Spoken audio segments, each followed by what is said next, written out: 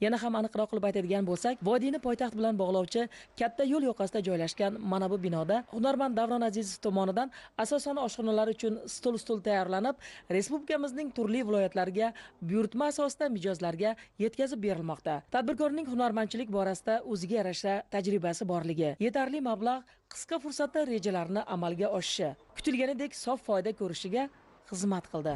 Yangi O'zbekistonda niyat qilsa hamma reja amalga oshadi. Hozirgi kunda biz tadbirkorlik faoliyatini boshladik. Mana oldinlari qiynalardik sarmoya kiritishga. Biz oilaviy hunarmand edik. Shu hunarimizni rivojlantirishga sarmoya kerak edi. Mahalla bank xodimi taklifi bilan mana bizga imtiyozli kreditlar berishdi. Mana hozirgi kunda biz mana shu O'zbekiston bo'yicha mana hozirgi kunda Tojikistonlarga eksport qilyapmiz. O'zbekiston bo'yicha Qashqadaryo, Samarqand, Buxoro, Xorazmlargacha, Qoraqalpog'istongacha biz mana shu mahsulotlarimizni ishlab chiqarib, jo'natib, xursand qilyapmiz. 7 xil, 8 xil stol ishlab chiqaramiz. Yosh bolalar uchun belanchalar ishlab chiqaramiz, kachaliklar ishlab chiqaramiz va katta kachaliklar ham ishlab chiqaramiz. 8 ta 10 ta ishchi olib, shularni ish bilan ta'minlashga xudo xolasa niyatimiz bor. Hozir bu yerda oilaviy bandmiz. Sarmoya olganimizga 7 oy, 8 oy bo'lgan bo'lsa-da, buyurtmachilarimizni ko'pligini hisobiga daromadimiz ham yaxshi bo'lyapti. Ishimiz rivojlanyapti. 10 million so'mdan har oy 15 million so'mgacha daromad qilamiz. Biz hozir yana taklif berdik Asaka bank xodimlariga.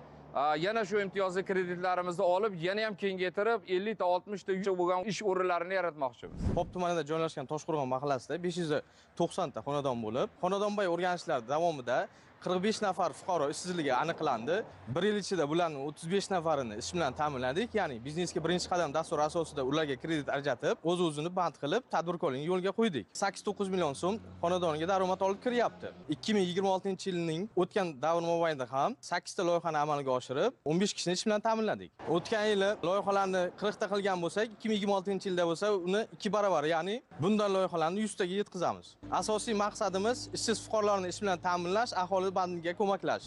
Mamlakatimizda amalga oshirilayotgan islohotlar, yangilanishlar jarayonida odamlarning bugunidan rozi qilish, farovon hayotini ta'minlash, ertangi kunga bo'lgan ishonchini mustahkamlash ustuvor vazifalardan sanaladi. Asaka bank Namangan bank xizmatlari markazi tomonidan viloyatda aholi bandligini ta'minlash, kambag'allikni qisqartirish bo'yicha tizimli ishlar amalga oshirilmoqda. Birgina joriy yilning o'tgan davri mobaynida 3400 nafar fuqaroning bandligi ta'minlandi. Ularni moliyaviy qo'llab-quvvatlash maqsadida bank tomonidan 68 milliard so'm imtiyozli kredit ajratildi. Joriy yil davomida ham bu borada samarali natijalarga erishish asosiy maqsad sanaladi.